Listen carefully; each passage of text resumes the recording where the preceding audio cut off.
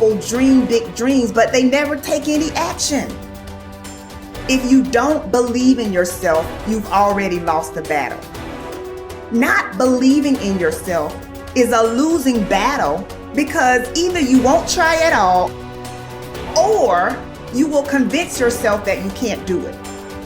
And when you convince yourself that you can't do it, your results are going to confirm what you believe. So we are afraid to fail. Why? I told you, man. Shouldn't even try it, dude. Just chill out, relax. Why are you so crazy? Why are you so obsessed?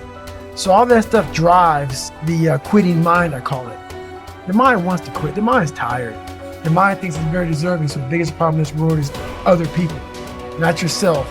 It's other people in your head. They are puppet mastering you pretty much on your life. I dare you to give up everything that is keeping you from your dream, to say no to all the negative influences. I dare you to pick up a book instead of a drink. I dare you to work harder than you think you did yesterday. I dare you to prove them wrong. I dare you to prove yourself right. You must be yourself if you want to experience your true purpose in life. If you're different, be different. Be different and do it with pride. If someone doesn't like it, if many people don't like it, who cares? Your life would feel better and richer if you had a goal, you chase that goal, you accomplish some things, and you would get this boost of confidence, you get this boost of self-esteem, like whatever it is that you're into doing. The time has come for you to understand that you cannot depend on the opinions of others. You cannot just trust in the opinions of others. You cannot allow other people to validate you, because you are just who you are. Nobody is going to be like you. You are the author of your autobiography. You write the story of your life. No one can write your financial story. No one can write your spiritual story. No one can write your emotional story but you. The pen has always been in your hand. The pen has always been in your hand. I say write a story that's going to be damn good to read. But don't let yourself be vulnerable to weakness. Don't let weakness consume you. Don't let hopelessness consume you. Be about your business. Understand that you got to keep living and living strong. When nobody's looking, when nobody's watching, when nobody understands the measure of passion that you carry, can you keep going? Don't stop! You're right there! Find something. Find a thing that you genuinely enjoy, because getting good at things you genuinely enjoy is extremely beneficial for young people, because it lets you know that, like, everybody thinks they're a loser. Every young person thinks they're a loser. At least a young person in the situation I was at. Like, I didn't know I wasn't a loser until I started winning, until I started doing martial arts. Martial arts taught me that, like, I could get better at stuff, that I wasn't really a loser. I just was someone who was, like, in a fucked up situation. But you could channel all that energy that you have as a young person into something and get better at it. And then all of a sudden people admired me. I was like, this is crazy. So I went from being someone who was incredibly insecure and basically a failure to someone who was really successful at this one thing that was very dangerous, that other people were scared of.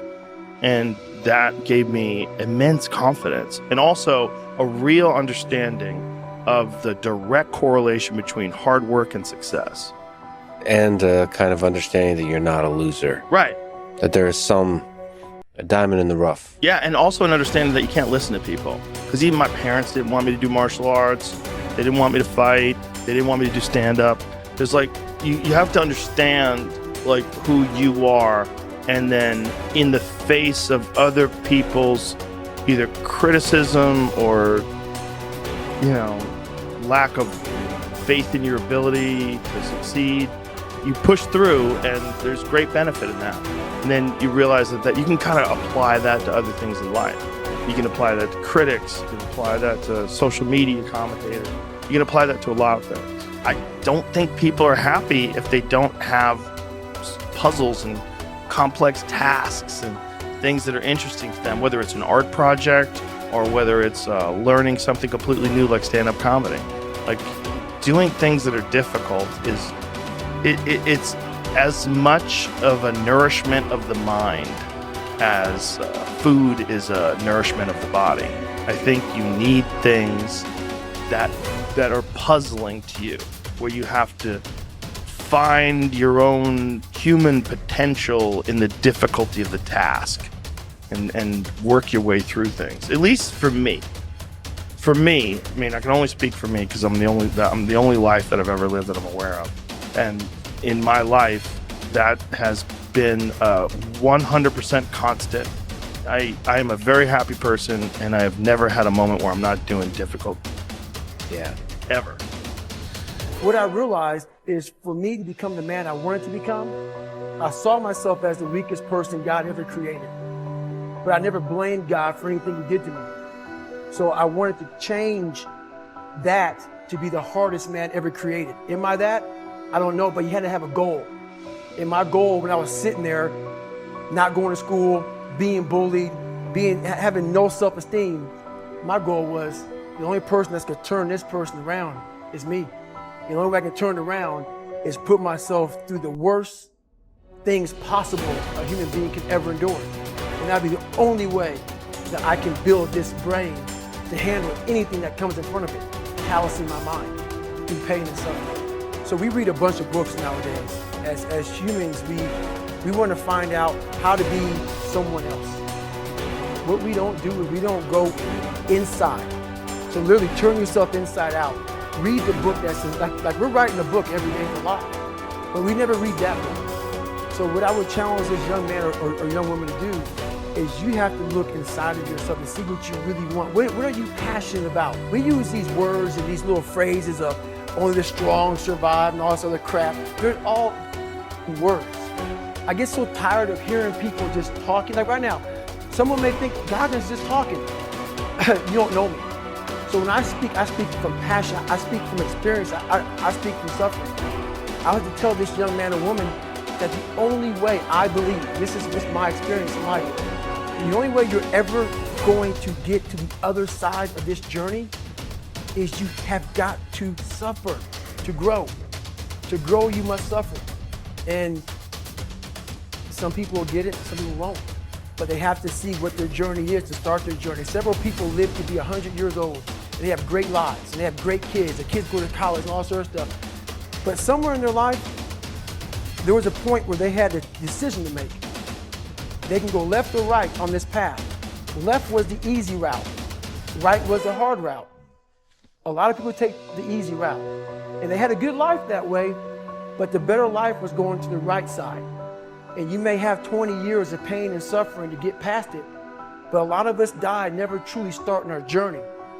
And I would tell this young person, you gotta start your journey. It may suck, but it will come out the other side where you're coasting. Study the values you admire. You learn values by studying them closely.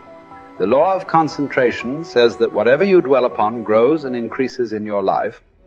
What this means is that when you study and read stories about men and women who demonstrated the kind of values that you admire and respect, and then think about those stories and that behavior, those values sink ever deeper into your mind.